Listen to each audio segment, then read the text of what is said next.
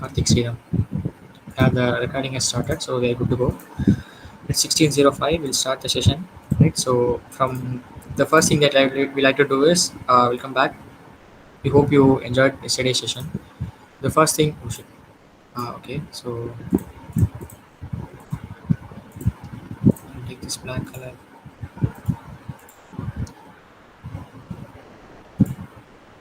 So,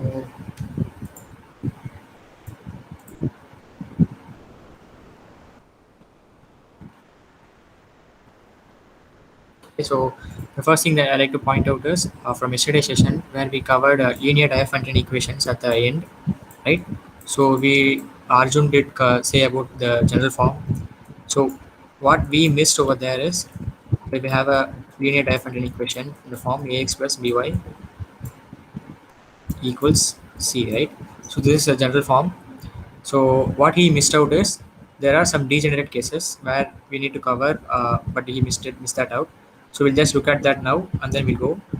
This if a equals b, right? If a equals b equals 0, then we have two cases, right? Whether c equals 0, c not equals 0. So in this case, we can say that if a equals b equals 0, that is 0x plus 0y plus equals 0, right? If all three are 0, then we have infinite solutions. So we'll have infinite solutions. It's pretty obvious, right? Because a is 0, b is 0, c is 0, all three coefficients are 0. So I played with. I hope I'm audible, right?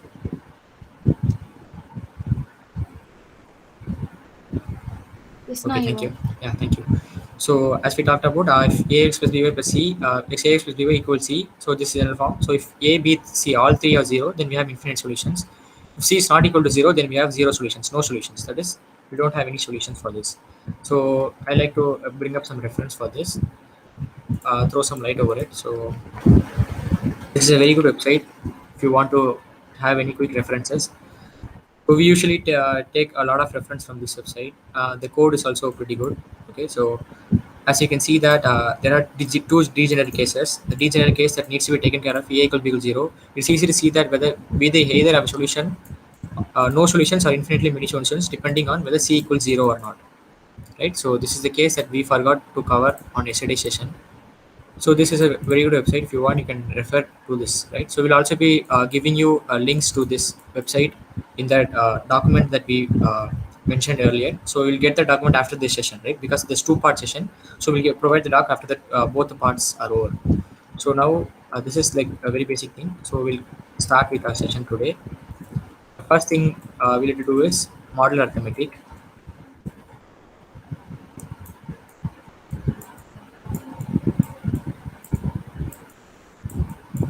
So yeah, model arithmetic. I hope my handwriting is somewhat clear to you. So this model arithmetic is basically like an arithmetic system in mathematics where we have other arithmetic system like addition, subtraction, multiplication, division. Model arithmetic is similar to that, where we can see that numbers wrap around itself, right? So if you say that in English we have 26 alphabets A, B, C, and then we have till Z, right? So what comes after Z? If you say that A comes after Z, that's the wraparound behavior. Like as you can see that it wraps around. That's model arithmetic for you, right? So if you take that in numbers from a number point of view, so if you take a clock, okay, so let's take a clock. Clock is like a very big example that I've seen in many places. We have 12, 6, 3, and 9. So we start from 1 p.m. or 1 a.m. 2, 3, 4, 5, 6, 7, 8, 9, 10, 11. And after 11, we go to 12 again. And after 12, we go to 1 again, right? So this is repeating the same thing that is wrapping around, right? So for formal definition, you can always refer Wikipedia. We'll always recommend that. It's because it is so formal and it's the wordings are pretty clear in that. I'll just resize this camera.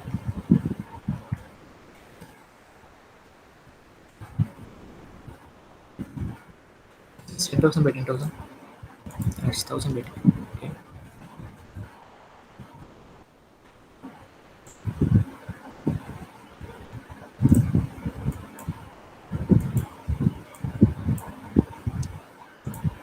Okay, I think it's pretty good for me now.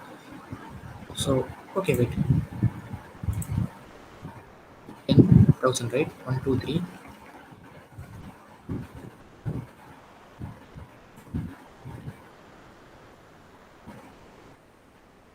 Good job. Wait, I'll just reload this entire tab. I think this is good enough.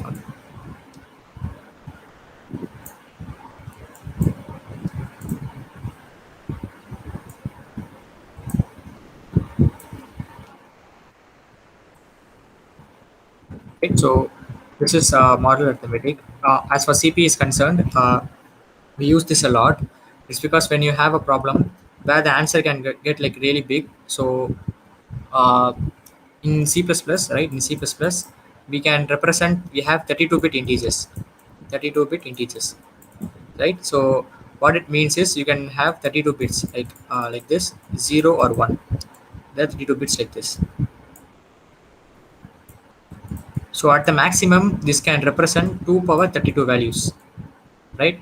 So if this is going to be a signed integer, we'll have only 2 power 31 values, minus 1 maybe, if you have counting zeros.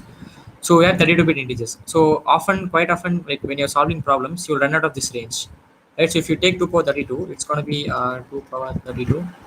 It's going to be somewhere near some 4 billion, I believe, right? So yeah, this is the range that you can go. So at most of the time, you'll run out of this range when you calculate when you go for sums. So this is where model arithmetic comes in as for the basics.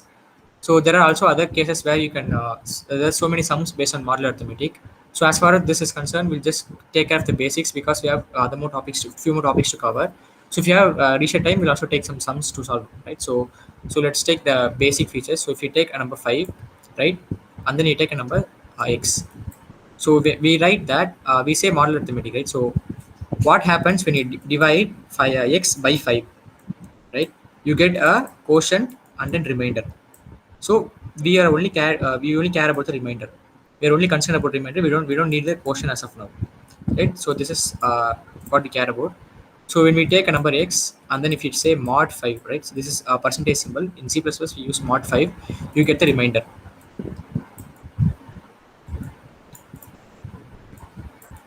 Right.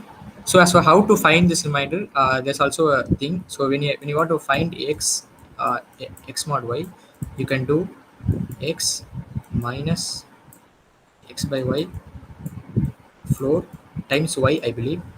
So this is how you find, right? So if you want to take an example of 7 maybe, so 7 minus x by y is 7 by 5 is 1 times 5, right? So 7 by 5 is going to be 1.2 something, which will convert to 1. So 1 times 5, 1 times 5 is 5, 7 minus 5 is 2, right? So 2 is the remainder. Why is this thing so important? Wait, so I'll just write this. This is very important.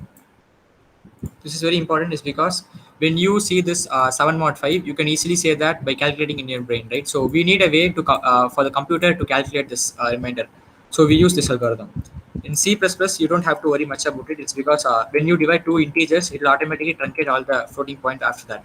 So it is pretty handy if you remember this x minus floor of x by y times y, right? So this is how you find model arithmetic. And for the sake of argument, model arithmetic, when you do mod or division, that is very expensive when compared to addition, subtraction, or other bit manipulation. So when you have bitwise and bitwise or bitwise and other operations, also have addition and subtraction. These are much inexpensive when compared to modulus and division, right? Because the CPU has to do a lot more than that. So it's always better if you want to find the remainder, you can go for it. But if you have no other choice, you have to opt for a modulus, right? So but the best thing is you can avoid modulus at some cases, right? So that's the basic thing.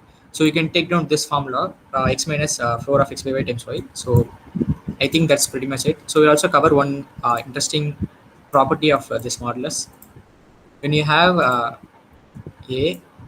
mod b is equal to a plus b mod b, right? So I hope you can see this. So when you have a mod b, which is the remainder that we get when you divide a by b, right? So a mod b equals a plus b mod b. You can also generalize this by saying a plus k b, right? So where k is an integer, that is any integer that is greater than 0. It can also be 0, right? So it can also be 0. It can also be negative integers also, but just for the sake of it, it's any integer, right? Usually we take k is greater than 0 for some convenience fact. So a plus k, kb mod b. So this is also like pretty trivial if you ask me. So let's see, look at an example for this. We take 7 mod 9. Okay, so 7 mod 9 is 7, right? When you add 9 to it, you're basically saying 7 plus 9 is going to be 16, right? So 16 mod 9. It's also be 7, it'll also be 7, right? So this is pretty trivial, like you don't need much of proof for it.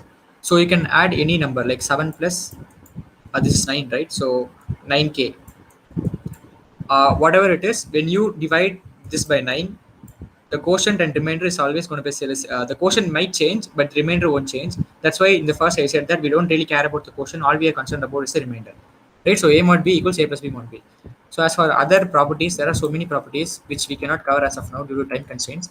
So we'll post this link in the doc that we mentioned. You can also take a look at this for a second. So here are the properties that we usually have, like reflexivity, symmetry and transitivity. So the properties, you can see that here clearly in the Wikipedia page. We also provide some more links at the end of the session, so don't worry about that. So these are so many properties. We can say that a plus k. Okay, we'll discuss this about this notation in a few minutes. So we'll come to this notation. So when I say a congruent b mod m,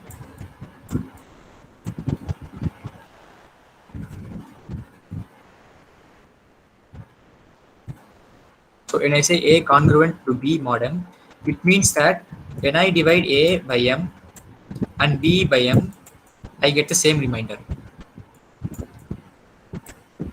Okay, I don't know why I cannot undo this.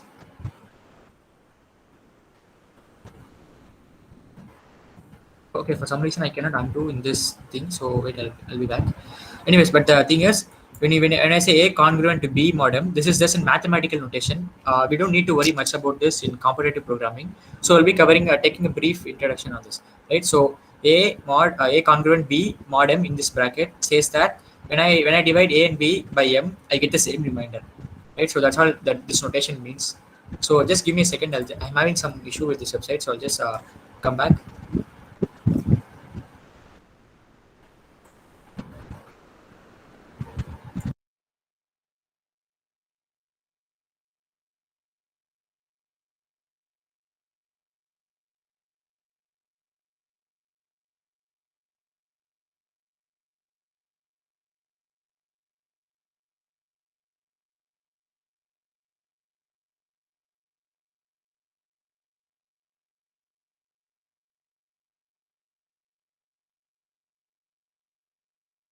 Sorry for the inconvenience. I'm back.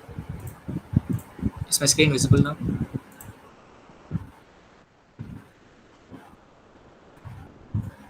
Can someone say me is my screen visible now?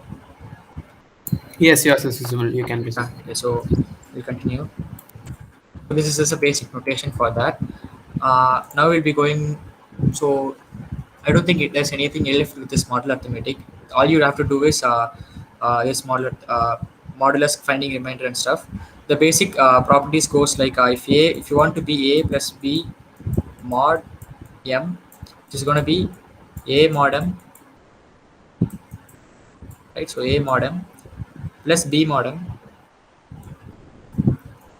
plus b mod m whole mod m,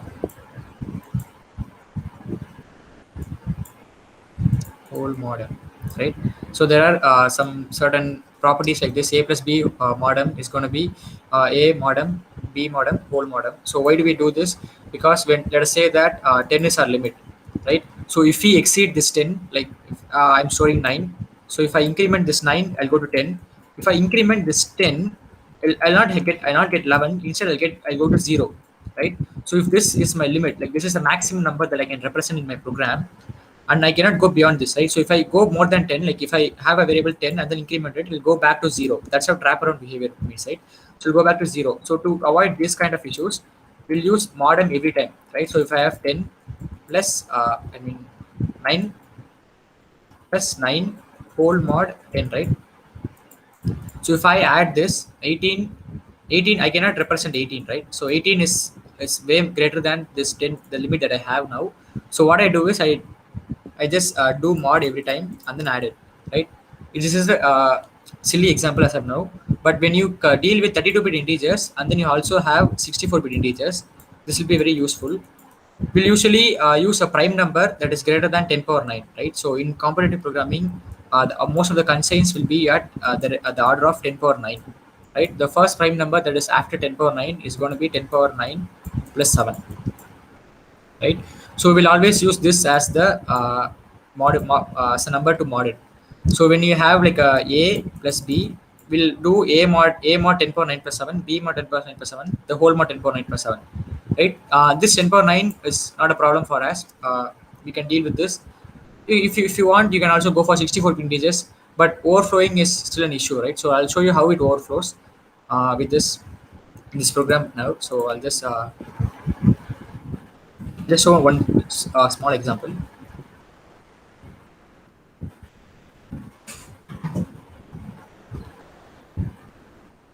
It's working, so I'll just get rid of this. I'll just show you.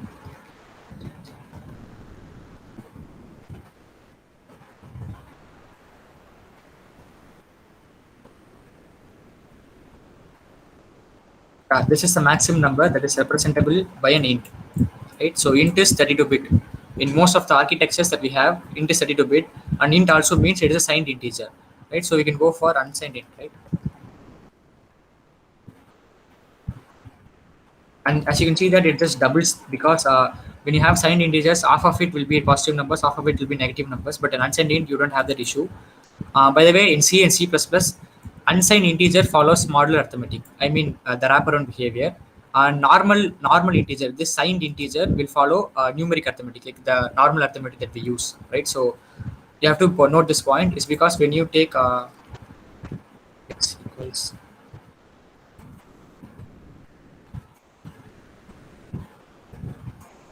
so I'll do this.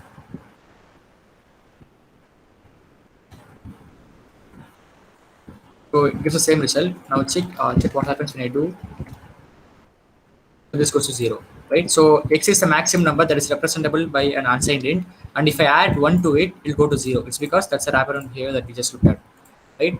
So that's it for modular arithmetic. That's the basic that we need to cover now. So before going into that, we'll go to modular inverse, right? So we'll just take a look at modular inverse and then we'll go to bit manipulation. As for modular inverse is concerned, we'll take that notation that we just saw now. So we have a, b, mod m, right? So it says that a and b will give the same remainder when you divide by m, right? So when you have a number 5, the multiplicative inverse of 5 is going to be 1 by 5, right? Because it gives 1. So in the case of modular inverse, we can say the same that when there's a number x, right, for a to modulo m. So there's a number x for a to modulo m such that a x is going to be congruent to 1 mod m.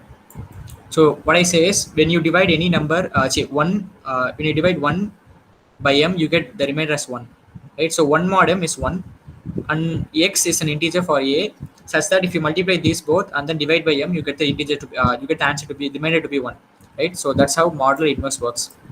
So we are going pretty fast in this sense because we don't have much time for this session because it's already the part 2 of it. So this is how the modular inverse works. We also have that reference for you. I'll just show it to you.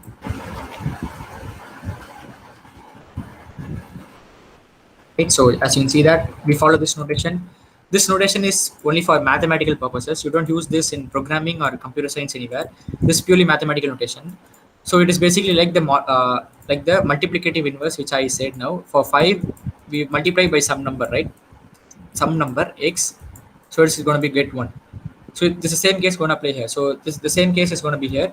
So ax when is congruent to 1, right? So we are multiplying some number x with a, so that the number on the whole will give and remainder 1 when you divide by m. So this is modular inverse. So we'll look at some properties, interesting properties, before we go to the next topic. As before we know how to find modular inverse, right? Because finding modulus is not a big case, as I said it previously. But for finding modular inverse, you need much more prerequisites than just the modulus. So first we'll go to Bezout's lemma, right? So I'll say what Bezout's lemma is. Let us say that a and b are two integers, right? We have two integers, two numbers a and b, right? And GCD of a and b, let's say this is g, right? So if this a and b are two integers and GCD of a and b is g, then we can say that there exists two integers x comma y, okay, x comma y, such that ax plus by equals g. Yeah, this is g. Okay? So not to be confused with y and g, right? So this is known as Bezout's lemma. So you can also type Bezout's lemma, and then you'll get the first link to be. You can refer any of this website, but I usually prefer Wikipedia. So yeah, here d and b integers greatest common divisor d.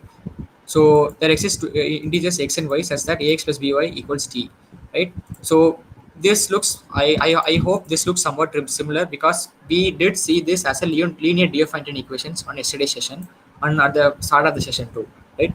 This looks completely like a linear Diophantine equations. And we also know that GCD of a and b is g, right? So it means that you can also apply another algorithm called extended Euclidean algorithm, right? So you don't have to worry about it. I'll go one by one in this session for everything. So first, let us understand Bezout's identity. So this is Bezout's identity. This is a mathematical identity, right? It just says that, just try to understand. It just says that if there are two integers a and b, or two numbers a and b, and g is the GCD of these two numbers, there always exists two numbers x and y, such that ax plus by equals g, right? This identity just confirms that there exist two integers x and y, right? This identity does not tell you how to find x and y.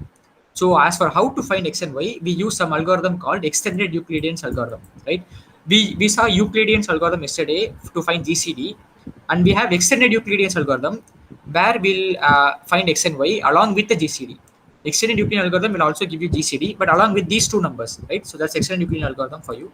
So we just saw Bezout's identity. Bezout's identity and lemma both are the same thing, so we don't have to worry much about that. So we just saw Bezout's identity. So we'll go to extended Euclidean algorithm, right? So we can just set EEG as of now. Set EEA as a model. So extended Euclidean algorithm, right? So first let's take Euclidean algorithm for now. GCD of a comma b is going to be a if b equals 0, and GCD of b comma a mod b otherwise, right? So I'll just write three dots to represent that. As you can see that this algorithm, while implementing, as you can here itself, you can see that GCD, so it's a recursive algorithm, right? Extended Euclidean algorithm is going to use this, but the only difference is when you find GCD using the Euclidean algorithm, you will go down the track, right? In extended Euclidean algorithm, you'll go up the track, which is you'll come in backwards. So if I start with, I'll just erase this and then give you a better example.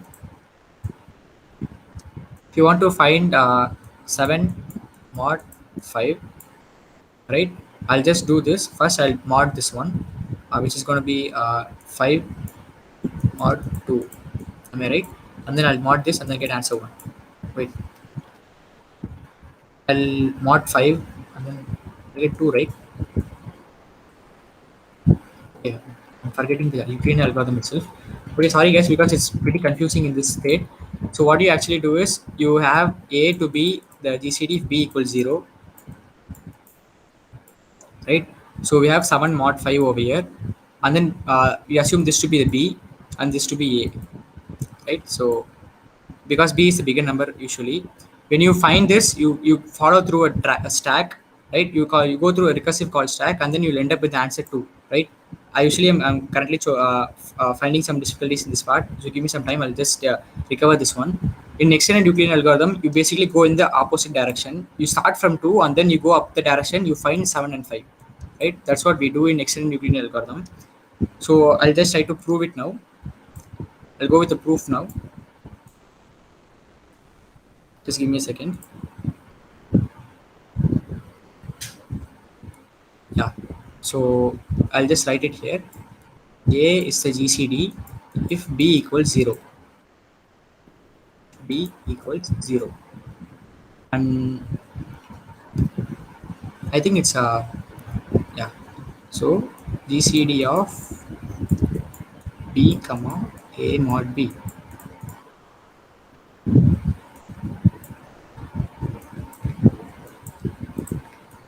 Otherwise, right? So let's take that equation.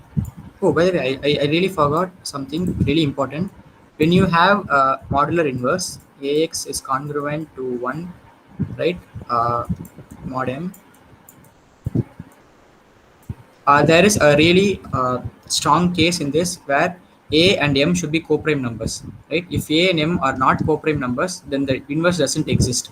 What it means to be A and M to be co-prime are the GCD of A and M should be 1, right? A and M should be 1. So GCD of A and M should be 1, only then the inverse can exist. So the example that we can take for this is to be 4 and 2, right? If we take 4 and 2, the GCD of 4 and 2 is not equal to 1. So we cannot have an inverse for this number, inverse in this case, right?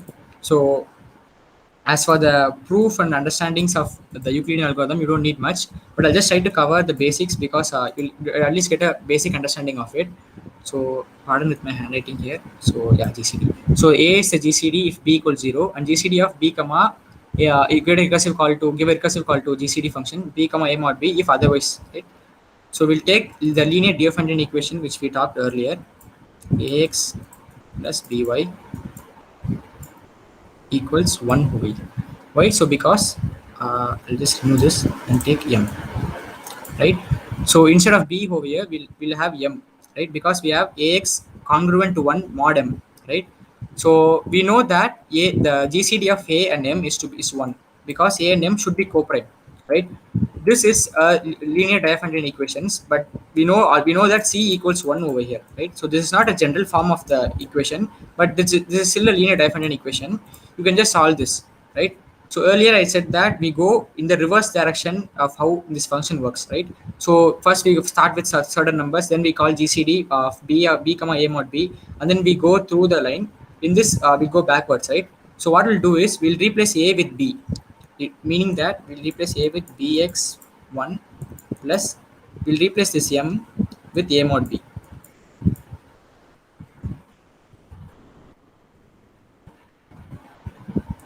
A mod b y1 equals 1. So we'll replace this number before we'll replace this number, yeah. So this is how we go backwards in the stack, right? We'll also have a g over here because I don't want to confuse much on that. The basic idea is I have to understand on a basic level how this algorithm basically works, right? So you don't have to worry much about the inner details and how this is proved and all, right? So we also have the proof for it in the CP algorithms website. You can refer that always. But you just, as you can see that we replace this a with b and with m with a mod b. That's exactly what we're doing over here, right? So we're replacing we call GCD of a comma b in the first, and then we replace b with the a, and then I mean a with the b, and then you replace b with a mod b, right? So initially a was here, b was here, so you replaced a with b here, and then you replace b with a mod b here. In the same case situation, in this linear Diophantine equations, we are replacing a with b here, and then we are replacing m with a mod b here, right? So this is pretty confusing at the first. I'm not gonna lie, I learned this concept like 2 weeks ago, and it was confusing for me too, even though it's pretty confusing for me. So I don't want to go much into detail and then confuse everyone as well as myself in this situation over here. So it's really embarrassing for everyone in this place. So that's extended Euclidean algorithm. If you go through this extended Euclidean algorithm, you will have a way to find x and y along with the GCD, right? So this also proves the Bezos lemma that we talked earlier. Bezos lemma is just a mathematical identity which will never come inside CP, right? So you need to understand extended Euclidean algorithm to find the modular inverse, right? So I'll just show you how you need to use extended Euclidean algorithm to find the modular inverse for now. So I'll just use this one. Give me a second.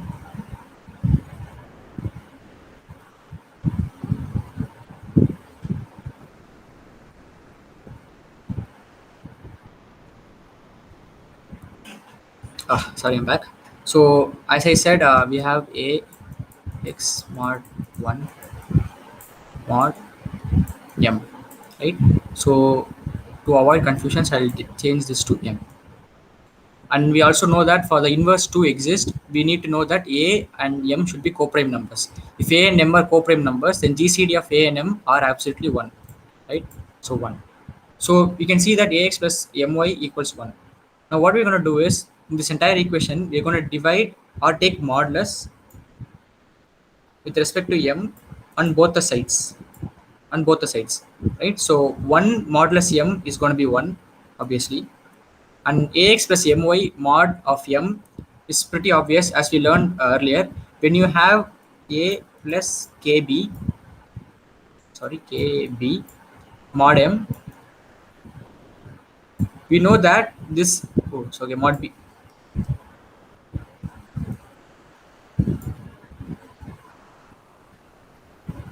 I'll just move it here. Yeah. So we have mod b, right? If you have mod b, this is a multiple, right? So that's exactly what we're seeing. Oops.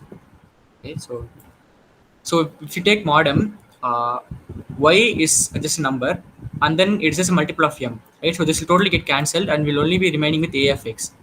So on the right hand side, 1 mod m is obviously 1, and then in the left hand side, my will get cancelled because my is a multiple of m, and then modding it with m will remove this term, and then will be remaining with a of x. So this is a linear dependent equation, right? So ax plus b my equals 1, and this also satisfies Bezos identity, saying that GCD of a and m is 1, right? So which basically means that to find x and y, we can use extended Euclidean algorithm. We can use extended Euclidean algorithm and find x and y. Out of this x and y, x is our inverse, right?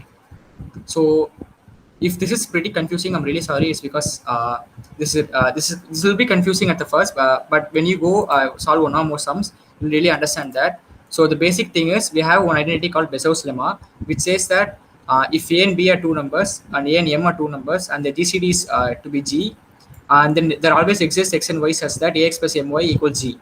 And then extended Euclidean algorithm will give you a way to find x and y, right? So we are just using a linear dependent equation, ax plus my equals 1, ax plus my equals 1. This is a linear dependent equation. We're just modding it with m on both sides. So that will give us 1 mod m. On the left hand side, this my will get cancelled, so we'll have ax.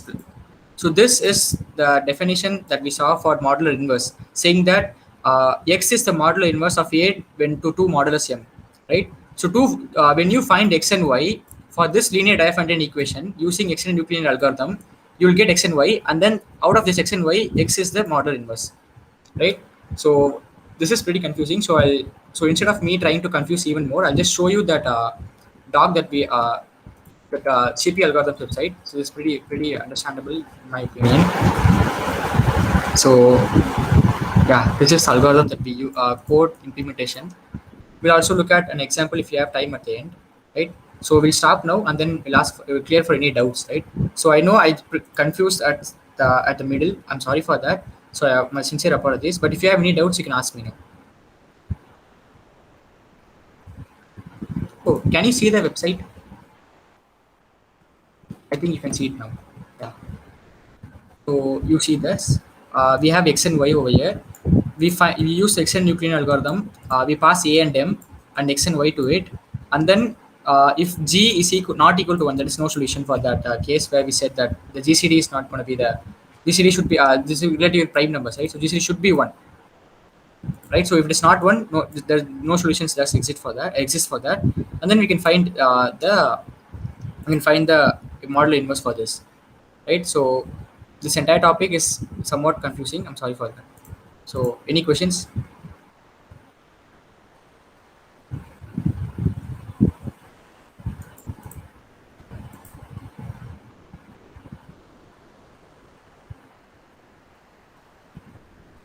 Type it in the chat box, guys, because I need some interaction from you people.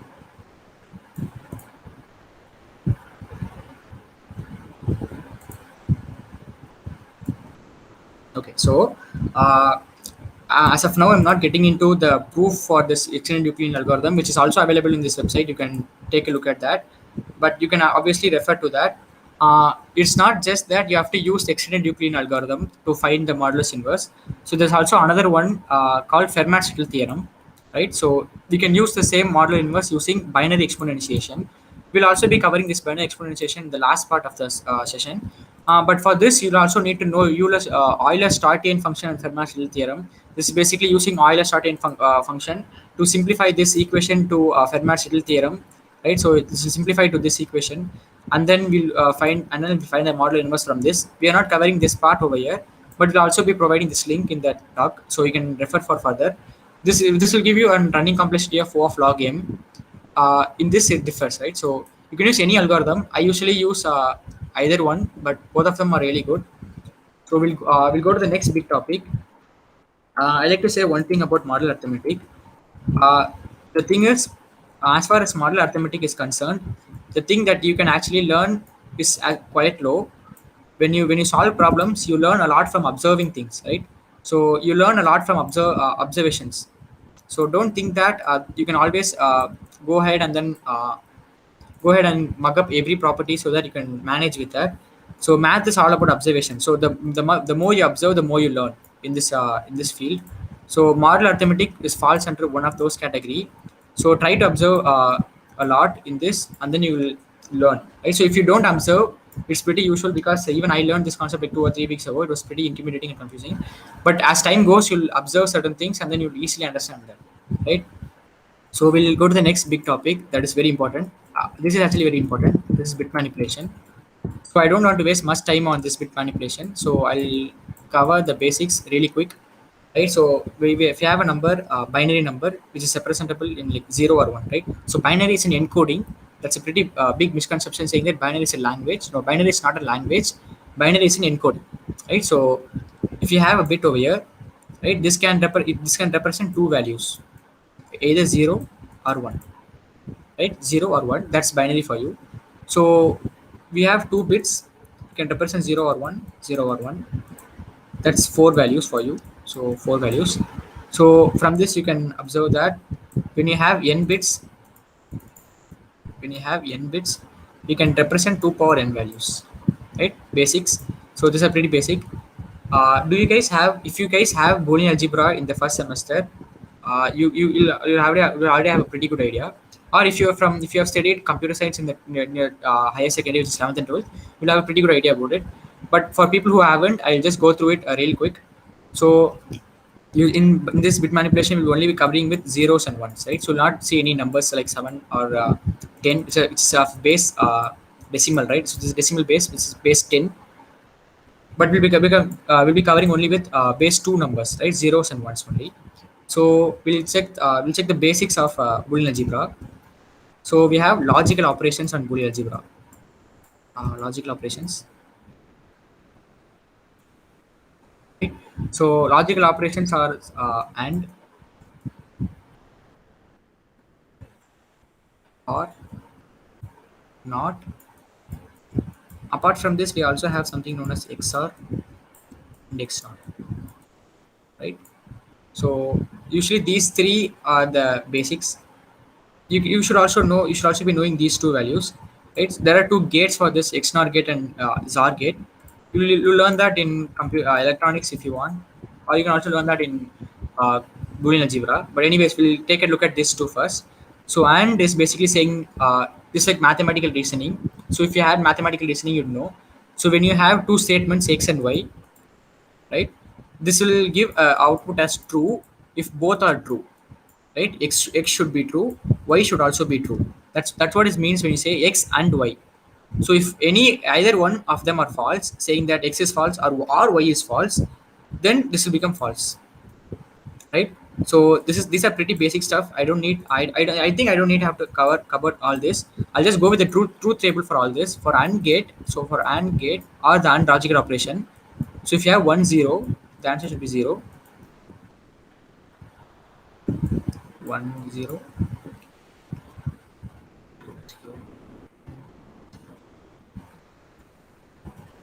1 0 0 1 1. 1. So this is the truth table for that. This is x, this is y, and this is the result. So this will be true if and only if both the conditions are true, right? X and y should be true. If either one of them are false, then you have a 0. Why? Is because x and y should be true. As for the OR gate, so we'll take a look at OR now. So OR is very simple. We can just say that x or y, right? Either one of them are true, then the answer will be true. Saying that, I just took a result over here. Yeah. So if both are false, x and y both are false, right? So x or y, 0 or 0. So we have 0. That is false. If either one of them are true, 1 0 or 0 1, you obviously have true. If both of them are true, we cannot say 2 here, just 1, right? So everything else is true. This is what we call as truth table for the basic logical operations. So you can also check that if you have no idea about this, you can check that. I don't have to cover all this because it's pretty basic. So we'll go with bitwise before that, after this. But before that, we'll also cover few more operations like 2's complement, 1's complement, and then bit shift and other stuff. Right. So this is OR gate. If either one of them are true, the answer will be true. Right. So let's say the mathematical equivalent. So when you have an OR gate, it's basically like adding x plus y. That's for OR gate. And for AND gate, it's x times y.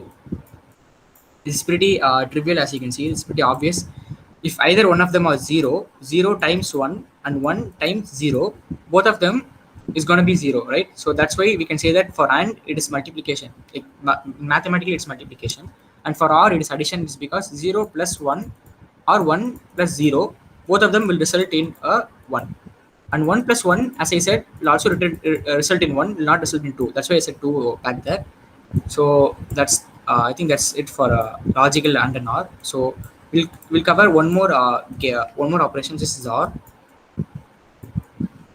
OR is exclusive OR, right? Exclusive OR. This also has a mathematical representation for this, but I'll give you a very short note for this.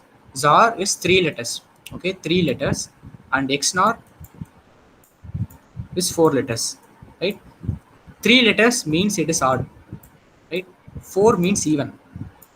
So you can remember this in this way. I usually remember it this way. When you have odd number of ones, right? Odd number of ones, the result will be 1. For XNOR, we have 4 letters, so it is even number. When you have even number of ones, we'll have the result to be 1. So why I say odd number of ones and even number of ones, right? I'll just look at here. When you have AND over here, AND, okay? When you have AND, 0 and 1 is going to be 0, right? And 1 and 1. You can also, it's not necessary that when you have bit manipulation, you will have to only deal with 2 bits, right? X and Y. That's not the case. You can also deal with X, Y, Z, A, B, C. You can also have 6 things. You can apply A, X dot, Y dot, Z dot, A dot, B dot, C. So when you take AND, if at least one of them is going to be 0, then the answer will be 0. For the AND to be true, every single one of the conditions should be true.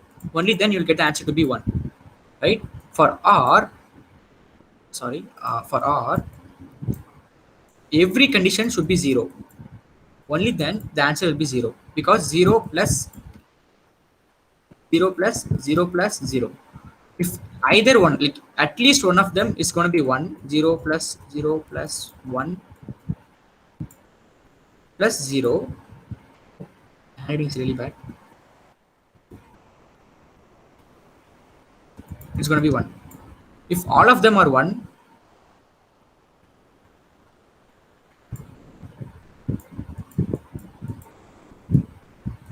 it's obviously be 1, right? So it doesn't mean that you have to only use 2 for logical operations. You can also use more than that. It's like chaining. So if you have A plus B plus C, you can also say A plus B plus C, right? You can also chain for that. As far as ZOR is concerned, when you have odd number of ones, the result will be 1. When you have even number of ones, the result will be 1, right? For let's take a truth table for ZOR. 0 0 0 1 1 0 1 1, right? In this case, we have no zero, no ones, right? In these two cases, we have one ones, and in this case, we have two ones. So here we have zero ones, right? Which means zero is an even number, so it will be zero. In this case, out of two numbers, one is one. There are one ones, right? Odd number of ones will result in a one. Odd number of ones will result in a one. Even number of ones will result in a zero. This is the truth table for ZAR. If you take the truth table for XNOR, I'll take the result here. To the same truth table 0 0 0 1 1 0 1 1, right? In this XNOR, it has four letters, so even number, so 4 is even, so even number of ones. Even number of ones will result in a 1. Here we have zero ones, like zero number of ones. Zero is still even number, right? So we have 1 here, and then we have two ones here, so this will be 1. In these two cases, we have odd number of ones, which means it will be 0, right? So this is how ZAR and XNOR works.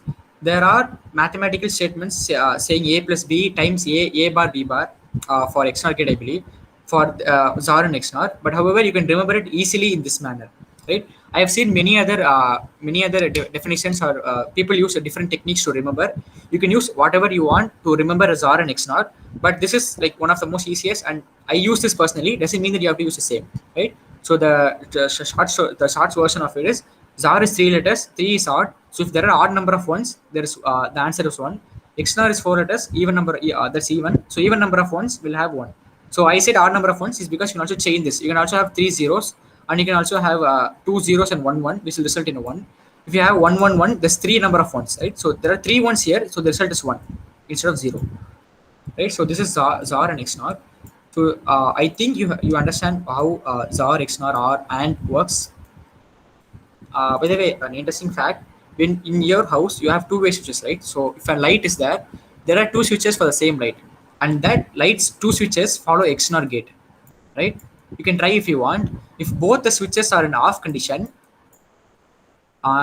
it will be in, I think the light will glow, right? This will follow XNOR gate. If both the switches are on condition, the light will glow. If either one switch is in off, and then like it's in opposite states, like one of them is on, one of them is off, the light will not glow. So this is a pretty good application for XNOR gate if you want, but you'll not be literally using XNOR gate, but that's a similarity, right? So two-way switches work based on XNOR gate. So that's a pretty interesting fact. So we'll go with bitwise manipulation. Now let's see what is bitwise manipulation, right? So in a C++ program that we usually use, on any program, any number is represented in terms of binary as far as computer is concerned, right? For us, numbers are very easy, but for computers, it only understands binary, right? So every single number that we're going to specify, every single operation that we're going to specify should be somehow related to binary, right? So let us take the number 2. The binary for this number is 1 0, right? 2 bits, right? So if we take 3, it's going to be 1 1. So when we say bitwise manipulation, bitwise manipulation, what we are saying is we'll take these individual bits and then we'll try to manipulate them. That's what bitwise manipulation just means, right? So we just saw logical OR operation, right? Logical OR. Just like logical OR, we'll also have bitwise OR, bitwise AND, bitwise NOT, bitwise ZAR, bitwise, right? Bitwise ZAR. So these are operations that we also use for competitive programming. This is a very important topic. So before we start, just tell me that, are you clear? Like, are there any doubts in this? Any doubts at all?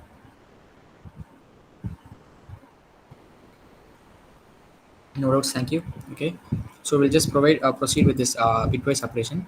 So when you have a number 0 1 0 1 0, so this is a binary number, right? So when you say bitwise NOT, okay, we'll start with bitwise NOT. Bitwise NOT, you will split, okay, you will split this like this, that is each and every bit, right? So that is bitwise manipulation. You're manipulating each and every bit. So you'll split this and then you try to flip everything, right? When you have 1, the NOT, bitwise NOT, the logical NOT for this is 0. For logical NOT for 0 is 1, right? So if you take bitwise NOT of this number, we'll arrive at 1 0 1 0 1, right?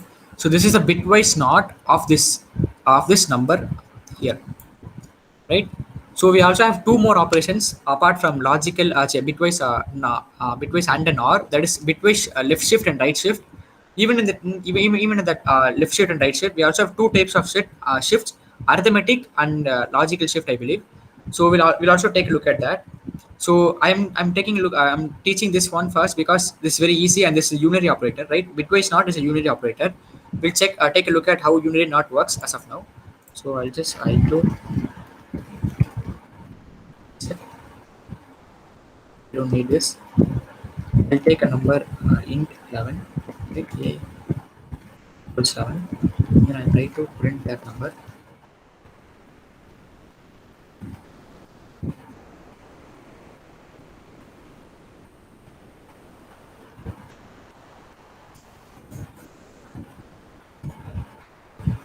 Right.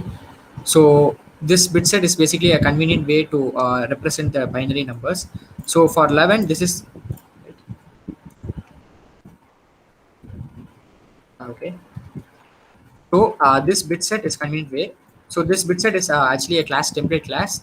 This template parameter that I'm passing is the number of bits that I actually want. So this should be a static. Compile time constant, which is a const expr value. You cannot pass in n in here. You have to. This n should be const expr. So you pass in 8. So it means that I'm going to represent everything in 8-bit. There are 8 bits, right? So yeah, 8 bits.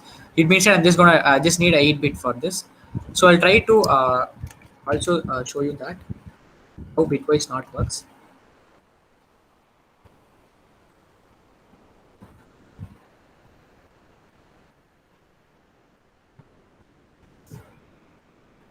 So you can see that every single bit in this is flipped. So we use this notation. This is not a tilde notation. Tilde. So when you say A, that's a number that is 0000111011. That is the binary representation for the number 11. So when you say tilde A, that means bitwise not. This will flip every single bit. All right. So 1111 right. So that's how bitwise not works. We can also take a look at every other operation one by one. Don't worry about that. This is just simple operation. So I just showed it the first. Another confusion you don't have to be worried about is this is not the same as this, right? I mean this tilde is a bitwise not, right? This exclamation mark is just a logical not. It's if it is a true, it will convert to false.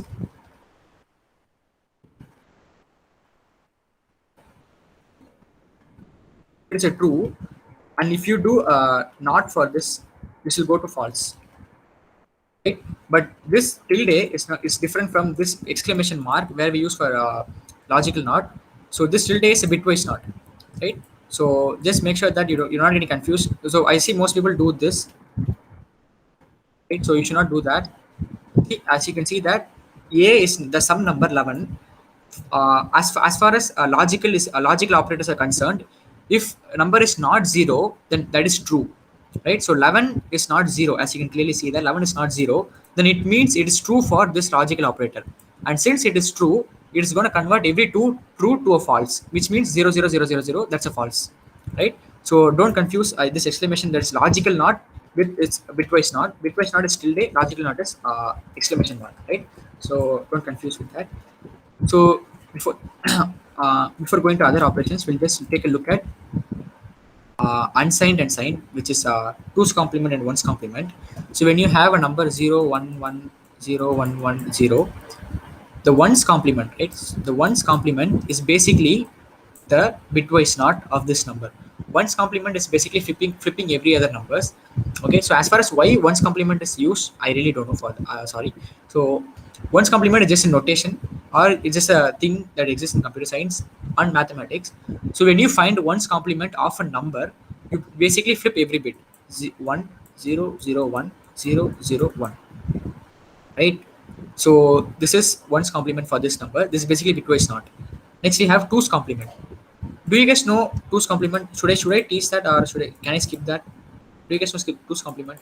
Because 2's complement is very important. 1's complement is not as significant as you think, but 2's complement is like really significant. Do you guys know 2's complement? Can someone put it in the chat box? Yeah, add 1 to 1's complement. Yeah, that's nice. Okay, so I'll assume that you guys know bit two's complement, but I'll just give you a shortcut to find a two's complement of a number. So when you have okay, so I'll have to teach about signedness of a number, right? So when you have a number represented in this binary form, the leftmost bit is known as MSB. This is the most significant bit, right? This leftmost bit plays an important role in this entire bit manipulation thing. It's because if we have a number that is signed number in the sense it can represent both positive and negative numbers, then this most significant bit will denote the sign of that, right? So if it is a 1, then it's a negative number. If it is 0, then it's a positive number. As far as unsigned integers are concerned, unsigned integers, this is only going to represent positive numbers, right? So this most significant bit does not contain any sign. This just it will all contribute to the number, right? That's exactly why signed integers are there are only half the signed integers as of unsigned integers. So if you have three bits as of now, let's take a 3-bit example. So when you have 3 bits, you can represent 8 values, right? So you can represent 8 values. Why? 2 power 3. You can represent 8 values out of this. If you say that this is an unsigned number, it represents unsigned integer, then you can represent from 0 to 7, right? If I say this is a signed number, however, this bit will contribute towards the sign of the number, 0 or 1.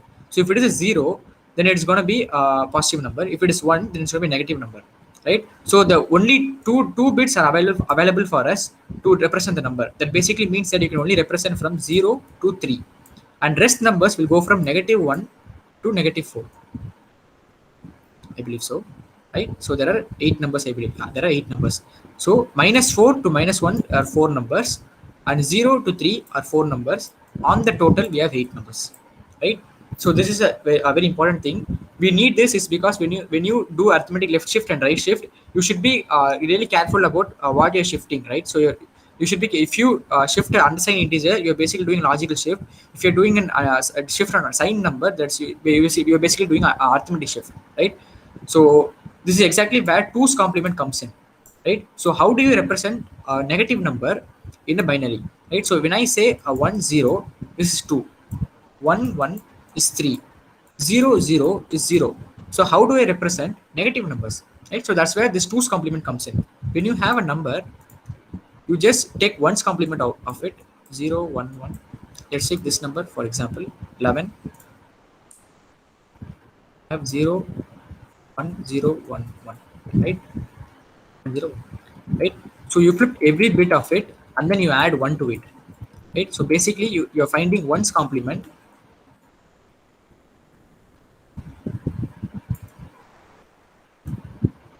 One's complement here, and then you add 1 to it, right? So if you find 1's complement, we can do that here, right? So you can do that here. 1's complement is here, and then you can try to add that one. I'll just replicate it.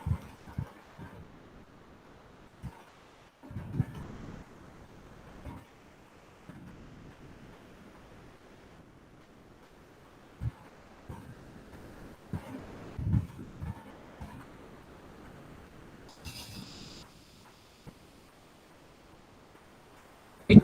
So this is 11. I'll increase the size of this. I hope it's visible now, right? So we have a number 11, right? And then the bitwise NOT is basically the 1's complement. We flip every bit, and then you add 1 to it, you get the 2's complement, right?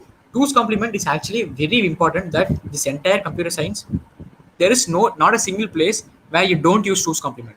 Without 2's complement, there's no way for you to represent negative integers, right? So when you want to find 2's complement, you have to when you have to find a representation for the negative numbers in a binary format, you have to use 2's complement. There's no other way, right? 2's complement is just a way to represent negative integers. This is not a formula, or it's not an algorithm, right? So just a way to represent negative integers. So when you now we'll also try to do that.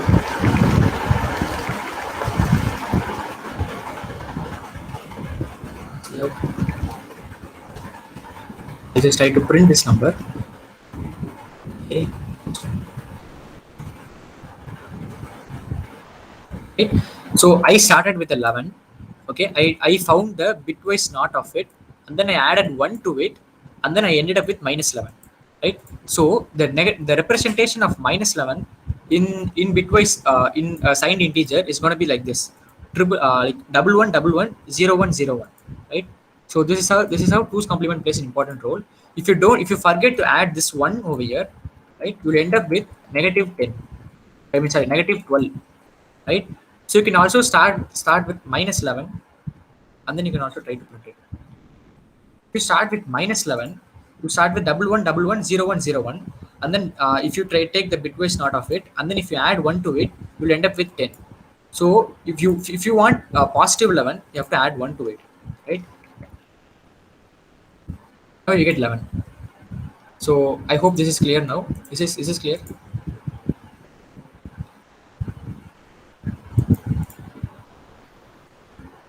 Right, so we have half an hour, so we'll try to cover some much more important topics in that. So the other topics that we have apart from this is we covered Boolean algebra. So the shortcuts for a complement. So you can see that this is a number. This is 11, right? So this is the number 11. Is there any shortcut for us to find the complement? Because it is really hard for us to flip every bit and then add 1 to it, right? So the shortcut for this would be uh, flipping every bit, okay, after the first one from the right, right? So I'll try to type it.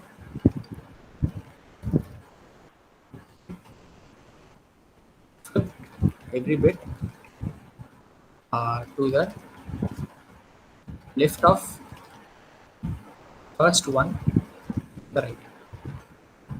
So if you start from the right, okay, you will see the first one, and then you flip every bit after that.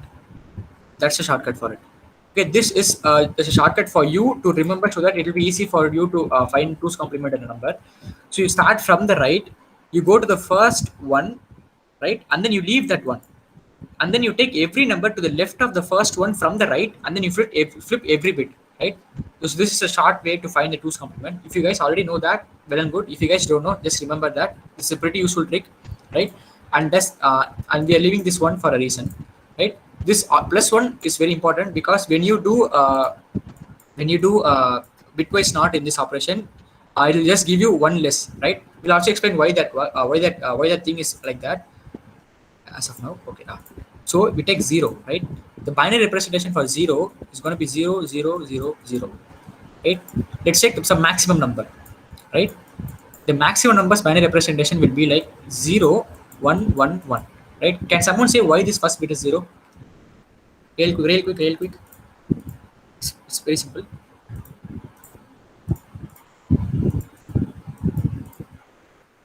Okay, I think shall I proceed? Okay, I'll proceed. Anyway, so the binary representation for 0 is 0, 0, 0, 0, and for the maximum number is 0, 1, 1, 1, because this 0 is going to be the most significant bit to represent the signedness of the value. So it is 0, which means it's a positive value. So the maximum positive value is 0, 111, and then we'll go to negative side. Okay, for negative side, the minimum number that is will have 1 here, right? So if you take the minimum number, that is minimum number in the negative side, this will be 1, 0, 0, and 0, right? And then the maximum positive number, maximum negative number will have 1, 1, 1, right? So this is actually very confusing when you see it the first time. 0 is 0000, and then the maximum positive value will have 1, 0, and then everything with the 1, right? Because 1 is the higher state, so 1 represents the larger value in binary value. So this 0 is to represent the positive number MSB. So 0 followed by all ones is the maximum positive value, and then the minimum negative value, meaning the most negative value, that is minus 128, or maybe minus 8 in this case, right? So minus 8 is the most minimum value, that's minimum negative value, will be represented as 1,000, and then the maximum negative value, which is minus 1, obviously, right, will be represented as 1111, right? So we'll also show that here. So I'll show 0 here, and then I'll show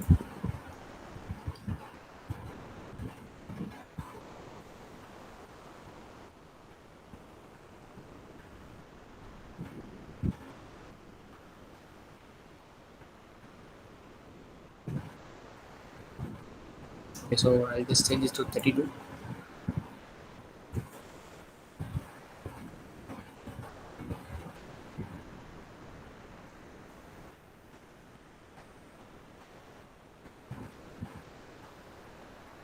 Right? As you can, okay, I'll just break the line here. So integer is a 32-bit value, right? So the 32-bit representation of 0 is going to be all zeros, and then the maximum value that is representable by this int is going to be 1 0 followed by all ones, right? So this is pretty basic. So we'll go to the important part.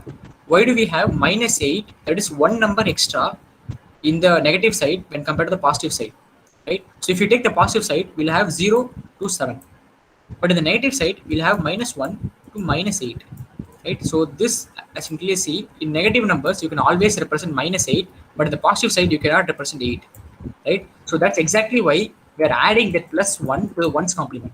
So when you have ones complement for 7, right? So this is like the, okay, I'll just erase everything. So let's take, divide this 2. We'll start from 0, and then 7, -1, and then -8, right? So if this is like the divider. So when you take the ones complement of 7, you'll end up with -8. And that's exactly why we are adding 1 to the ones complement so that we get -7, right? The negative number straight to 7 is -7, not -8, right? So, but since we have one extra number in the negative side, when you take ones complement, you end up with -8.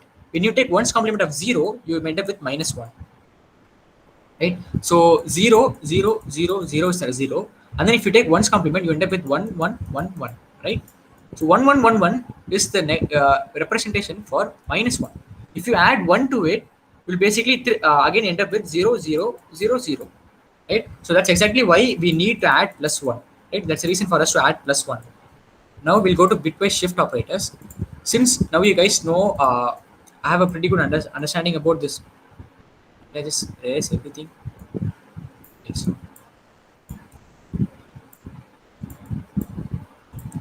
Right. So any doubts as till now? Do you guys have any doubts? Clear, right? So we'll go to bitwise shift operations. First, let us go with a logical shift. Let's go with arithmetic shift. Okay. So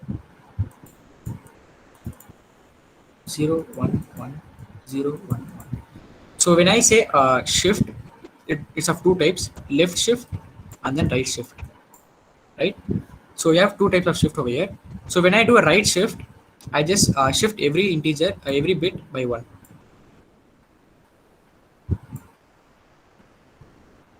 Okay, so I'll preserve 0 here. 0, 1, 1, 0, 1. I think this is correct. Right? I just was confused with arithmetic shift.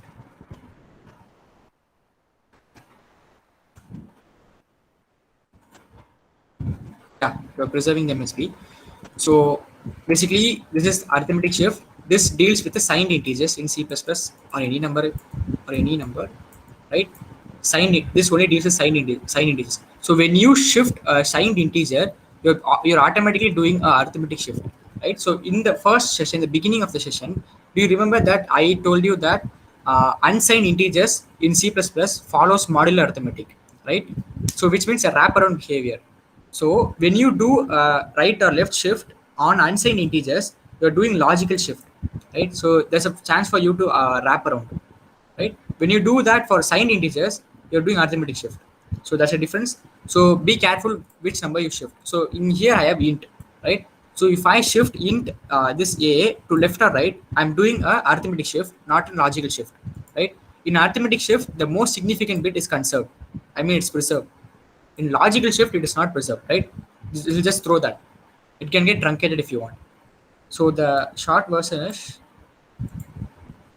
if you have a number 0, 1, 1, 0, 1, 1, if you shift that to right by 1, right, you'll end up with 0, 0, and then you'll just write this number 1, 1, 0, 1, right? Same number of numbers 3, 3, yeah. 3. If you do a right shift, however, this will be preserved 0, and then here a 0 will, okay, left shift, right? Sorry. So if you do a left shift by 1, this will obviously be 1 0 1 0. Wait, double one. Yeah. Wait, I think I'm wrong. I think the one will be here, right? So we need a left shift over here. There will be a new zero added here, right? So new zero will appear here. That is this. So another way to look at this is when you do a right shift, you are dividing a number by 2, and then when you do a left shift, you are multiplying a number by 2, right? This is very important because we usually use this left shift and right shift for creating masks, right? So which will look at it in a few more minutes. There's setting a bit and getting a bit, setting a mask and then masking, using masks for our bit manipulation stuff. So this is how arithmetic shift works, right? So when you do a right shift, the MSB is preserved and then you just do it, right? I'll just show you the Wikipedia page which I referred earlier. Bitwise operation. I think that's pretty good.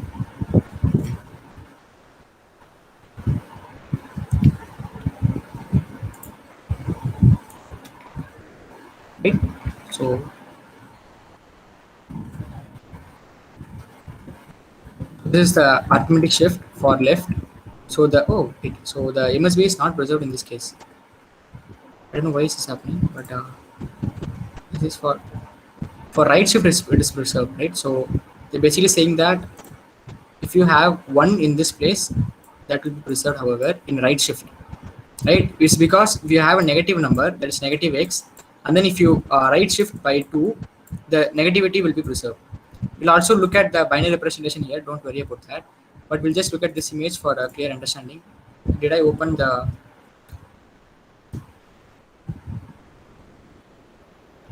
so this is how the left shift works, right? So as you can see here,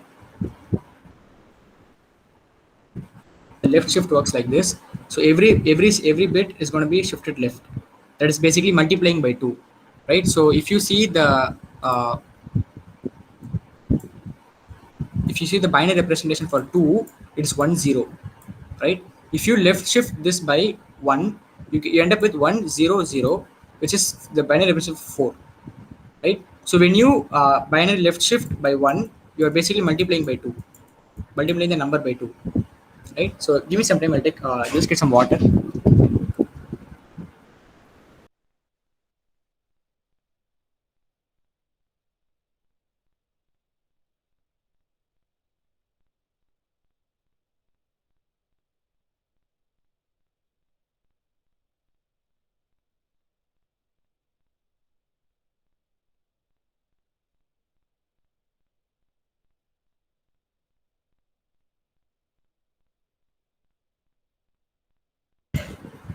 Yeah, I'm back. Okay, so we'll skip all this and then jump straight into the code. We'll just take a number, or maybe -11 is good, and then you can take a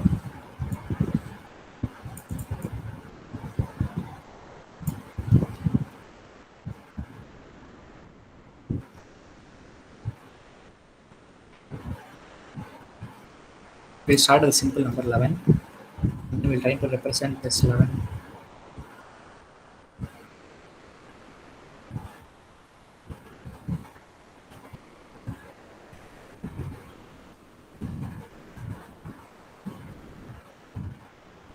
I think I have to break this line.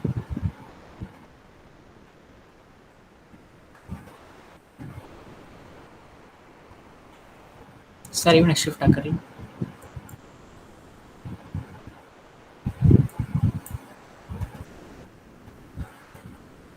Okay, so now we have the representation for 11, which is 1011, and then we see that this integer is a signed integer, meaning we are undergoing an arithmetic shift, right?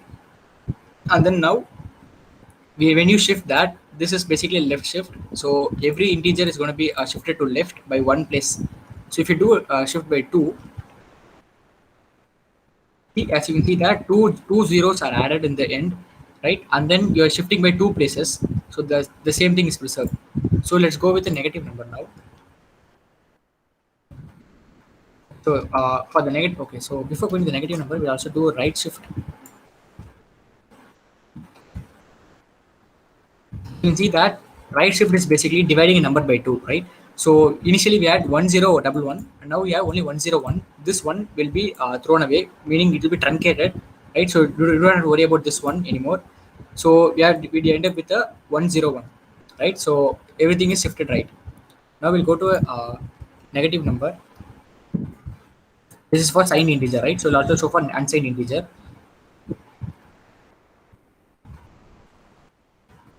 Okay. So if you see that the representation for negative 11 is this, and then you do a left shift by 1, you can clearly see that the MSB is preserved here, right? So to show that it is a negative number, and then it is shifted by 1 time. So here we have 10101, and then you see that 10101 here, a new 0 is added here, right? And then you can do that by 2 times also. You have 2 zeros at the end. I'll also increase the size if you want. So 2 zeros at the end, and then this 10101 is exactly 10101 here. 2 bits, it's shifted by 2 bits, right? One thing you have to remember is you cannot do a shift by 32 times. Shift of number by 32 times. It is because you'll end up overflow. You'll end up with either overflowing or underflowing, right? So when you shift a bit by 32 times, you start up with this. There's only 32 bits, right? So you're actually shifting 32 times, so that you'll end up with this, end up with every 0. Like all numbers will be 0, right? So make sure that when you write code, you don't shift 32 times, but you stop at 31st time, right? 31st time is the maximum time that you can do, right? So if you want to find 2 power 32, which is 1 followed by all zeros, you just shift by 31 times. 31 times here, right? So this is very important because some people usually shift by 32 times, which will be a bad thing, because you'll get the wrong answer. So we can also say -1. So I'll just shift this by 30 times. But you can see that 30 times this one here is actually here. This 0 here is here, right? So we have all zeros. If I shift by 31 times, there's only 1 here from this one, and then everything is 0. If I shift by 32 times, however, it'll get obviously get a warning, right? So this is because the compiler is trying to protect you. The left shift count is greater than or equal to the width of the type. So the width of the type is 32, and then if you try to shift by 32 itself, it'll try to warn you, right? So this is a bad thing to do. So make sure that you're not doing this. Now let's go for unsigned integers.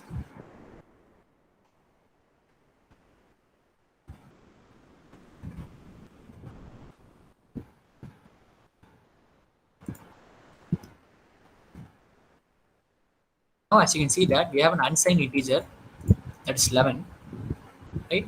So you shift left by 1, you get the same result as a signed integer, because this is 11, right? So there's nearly not really much difference is going on here. So we also try to shift this by 30 times.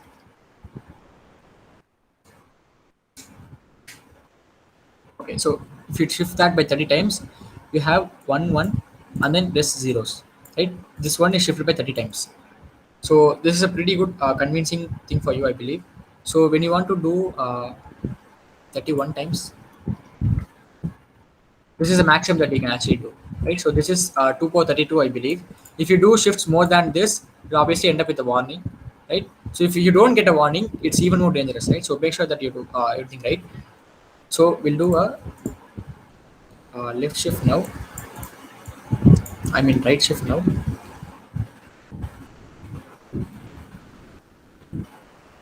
Okay, as you can see that we had 1011, and now we have 101.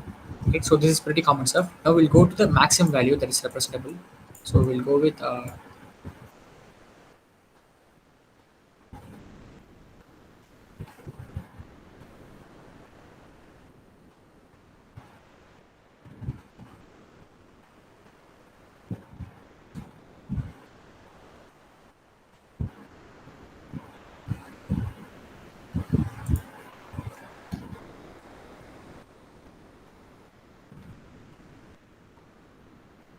so now we have the maximum value that is representable by an unsigned integer, and then I try to shift this by 1, right?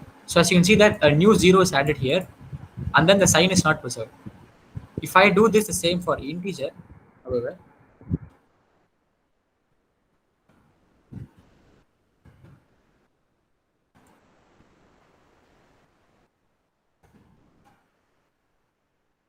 right? So as you can see that I'm trying to take a, and then a is the minimum value that is representable by the integer, right? As we clearly saw here, when you have the minimum value, it is 1 followed by many zeros, because this 1 is a negative number, MSB, which represents negative number, and then we have 1 followed by all zeros. When you do that, a right shift to that, the MSB is preserved right here. MSB is preserved here, and then you just do right shift based on that, right? So you can also do 2 shifts, not do 30 shifts. So I hope that shifting is clear. When you do a signed integer, you basically do arithmetic shift, and then we do unsigned integers, we do a logic shift. Be very careful when you do write programs in your competitive programming, because when you often mix integer, signed integer, and unsigned integer, bad things could really happen. Not to mention if you trying to shift an signed integer and then trying to store the value in unsigned integer. So never try to store an signed integer in an unsigned value, or an unsigned integer in a signed value, and let alone do shifts with that. So when you're doing left shifts or right shift, make sure that you're doing it unsigned, and you know that I'm doing it unsigned. And if you're doing it unsigned, you know that you're doing it unsigned, and then not trying to save this unsigned values on another signed values, right? So that's going to cause a real big problem. So I think that's it for bit shift. So now let's go with some common tricks. First, we'll check if a number is a power of 2 or not, right? So if a number is power of 2, I think it's 5:30. So we'll cover one or two tricks, and then we'll end the session. Don't worry, you have a detailed explanation for everything. As I said, explained now in the documentation, the reference sheet I will give you now. So if you take a number like binary representation, and then you have a power of 2, right? 2 power n. The binary representation of this number is always going to have 1 1 followed by zeros, right? If this has 5 zeros, it is 2 power 5, right? So to check if a number is a power of 2, what can we do? Like, can you answer? If anyone is comfortable, do anyone already know that? The naive approach is obviously to keep dividing by 2, and then checking if the remainder is 1 or not, right? So you divide 32 by 2, and then the remainder is 0. You do that till you get the remainder, and then you end the loop. But there is a better approach for this, to find whether number is a power of 2 or not, right? So do anyone know that? Can anyone say that?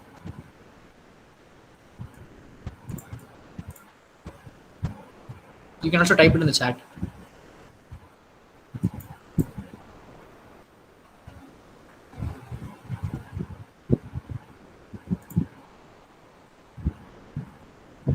Okay, so I guess I'll move forward with that. So as you can see that here, when you have a number that is a power of 2, will basically starting with 1 1 and then followed by all zeros, right? So we did learn about bitwise AND,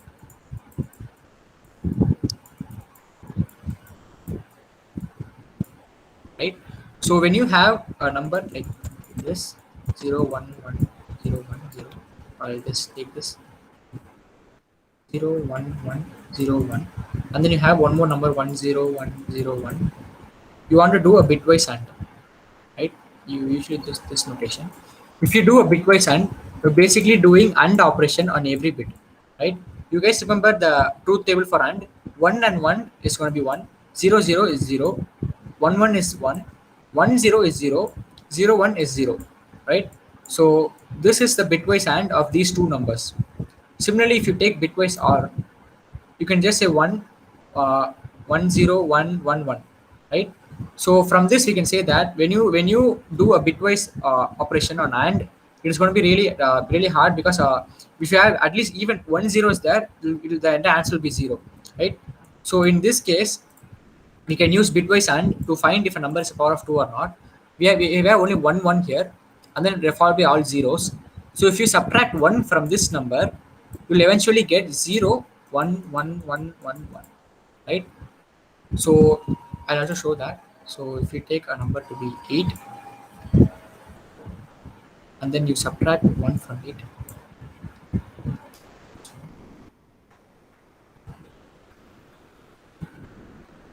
See that we have 1 followed by 3 zeros, and these 3 zeros represent 2 power 3, which is 8.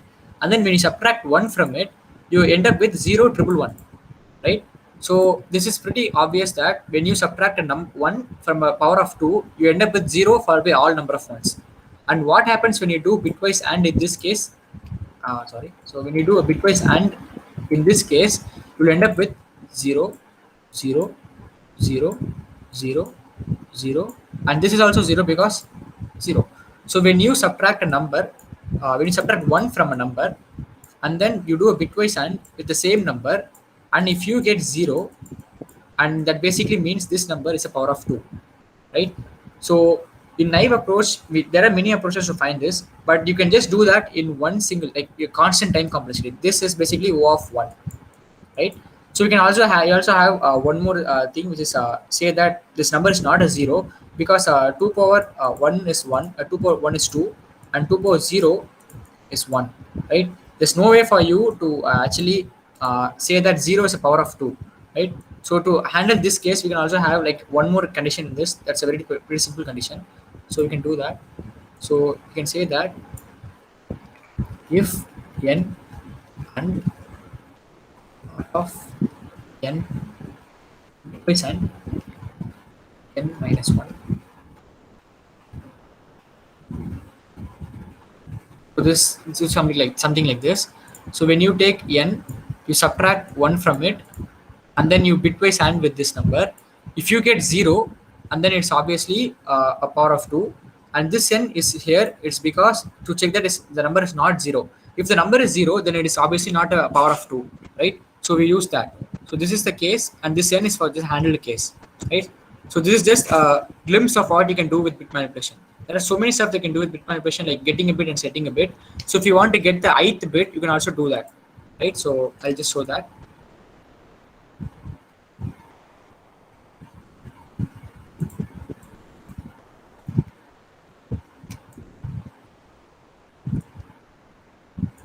Right, so if you have like this, and then you have to set this bit, right? So you have to set this bit to 1.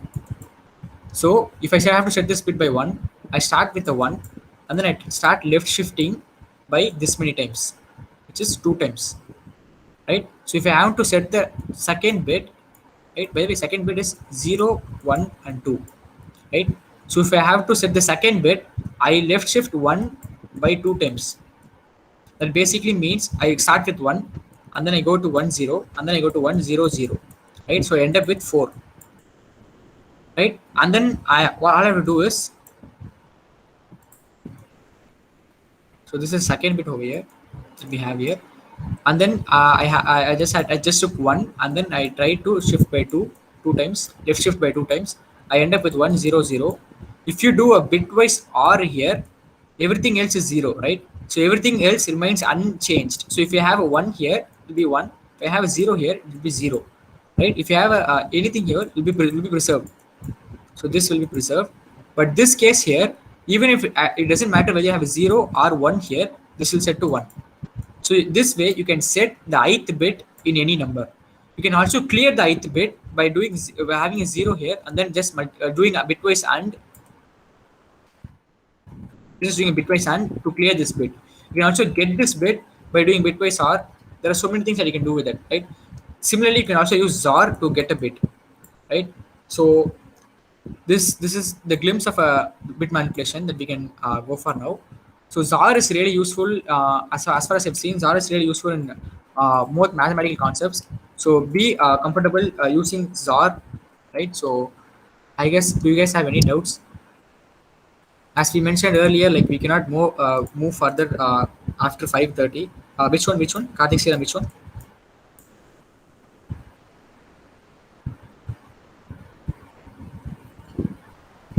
Can you just type it? Which one?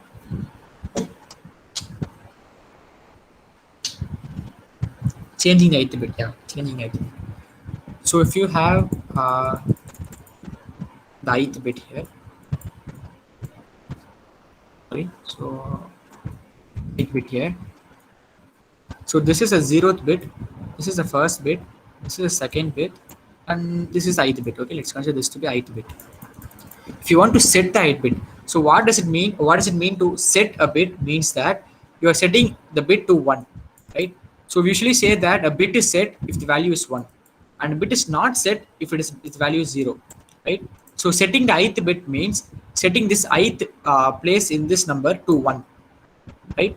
So what you do is you create something called as a mask, right? Mask, right? You use this mask.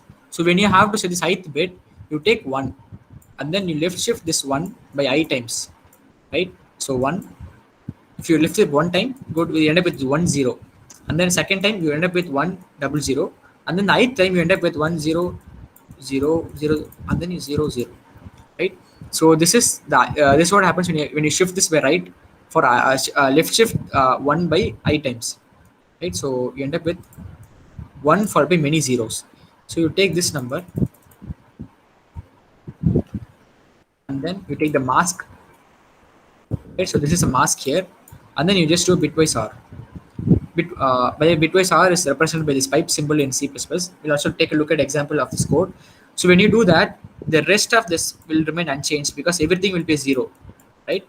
So if it is a 1 here, if you do a bitwise operation, bitwise R operation, 1 and 0. If you do a logical R, this is 1. If there's a 0 here, it will be 0. Any number here will remain unchanged. But this one here, it doesn't matter if it's a 0 or 1, the answer will be 1. Right? So this is how you set the ith bit. Right? So do you understand this?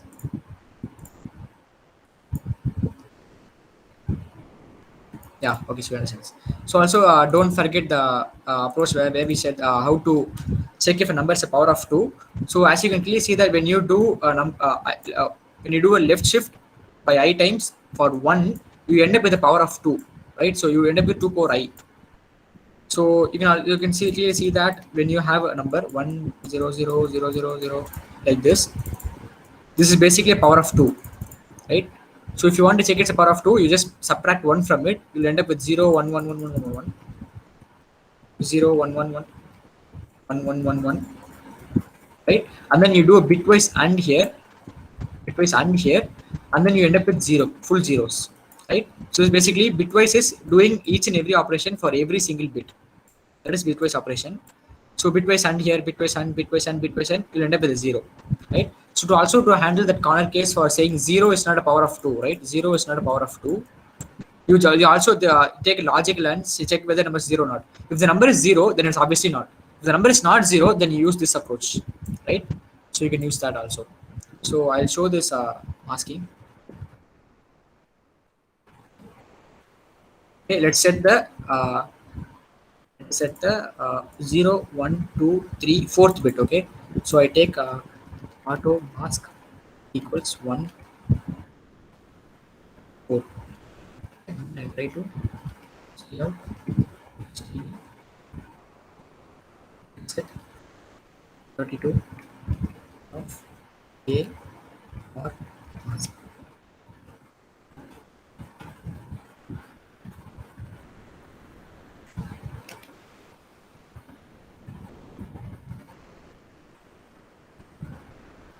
You can see that I don't need this, right?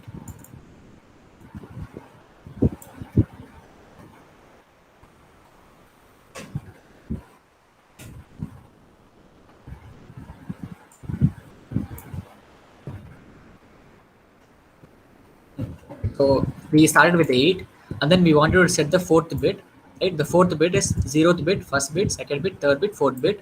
So I took a mask value. I just took 1, and then as left shift that 1 by 4 times, right? And then I did a bitwise R.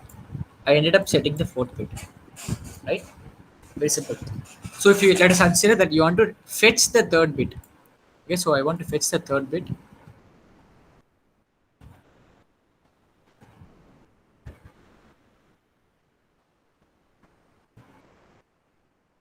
Am I doing it wrong? That's 1.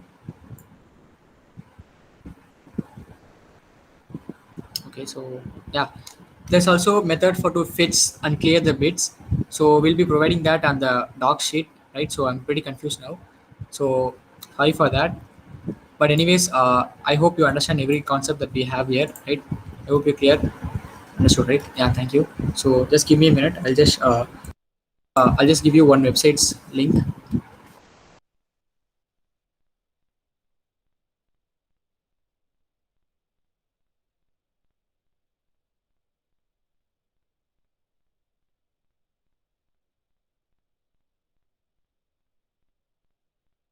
If you guys have any doubt, you can ask it now. So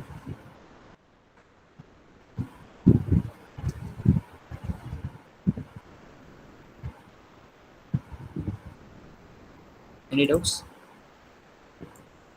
10 equals 2 power 1, 4 equals 2 power 2. This is the concept, right? Yeah. 1 0 is the binary representation of 2, 2 power 1. Yeah, you're just writing the binary representation. I think that's right. The problem is we don't have much time now. It's already 5:40, so I cannot really cover more concepts. There's also use cases for bitwise ZAR, which I could actually say really love to say, but we don't have much time. But you don't have to worry. But I have put all the tricks like checking the power of two, fetching a bit, clearing a bit, everything in the docs. So we'll give the docs after the session. If there are any doubts, you can just ask it now. So I think we can end the session now.